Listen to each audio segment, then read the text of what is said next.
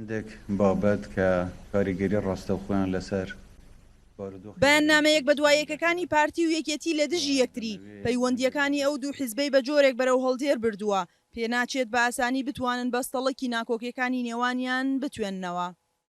دوێنێ نووسینگەی سەرۆکی ئەنجومەنی وەزیران ڕایگەیاند قوبات تاڵەبانی و تیمەکەی هەوڵی چەواشەکردنی خەڵکی سلێمانی دەدەن، هەردووە بەدوایی ئەوەش وتەبێژی قوبات تاڵەبانی لە تیڤیەکانەوە وەڵامی بەیاننامەکەی دایەوە و پارتی تۆمەتبار کرد بە نەناردنی بەشەبوت جە و موچەی شاری سلێمانی.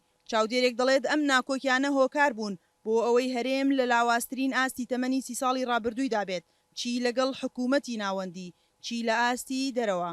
بەتەواتی هەرێمی بەفعلی کردو بە دوو ئیدارەی و لە دوو ئیدارەی شۆ بەرەو لاوەستر بوونیە بعد پێم وایە پرسیاری جددی لەسەریان دروست بووە و ڕەنگە کێشەکەەوە بێ کە بەدیلیان نییە کێشەکەەوە بێ کە لە عێراق حکوومەتێکی موسساتی بە قوت موجود نییە گینە من پێم وابێ ئەمان نیانتوانی لە بەرامبەر ئەو کەم تەرخەمانی کە هیانەنا لەسەر و کەم تەرخەمانە درێبتوان تەمەنی خۆیان درێژ بکەن.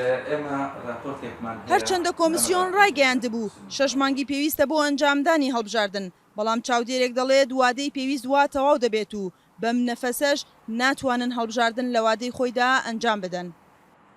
هیچ ڕێکارێک نابینین لە ڕووی یاساییەوە، هیچ ئامادەکاریەک نەکراوە، لە ڕووی سیاسیەوە نەکراوە و لە ڕووی تەکنیکیەوە نەکراوە، ئەوەی ئێمە دەیبینین هەڵبژاردن لە کاتی خۆیدا ئەنجام نادرێت. ماوەی 6 مانگە قوبات تاڵەبانی جێگری سەرۆکوەزیران و 4 مانگی شەتیمی یەکێتی بەهۆی ئاڵۆزیەکانیان لەگەڵ پارتی بەشداری کۆبوونەوەکانی ئەنجومەنی وەزیران ناکەن، دوا بە دوای ئەوەش ڕۆژ بە ڕۆژ پەیوەندیەکانیان بەرەو خراپتر دەچێت. سنوور کەریم، دەنگی ئەمریکا، سلێمانی.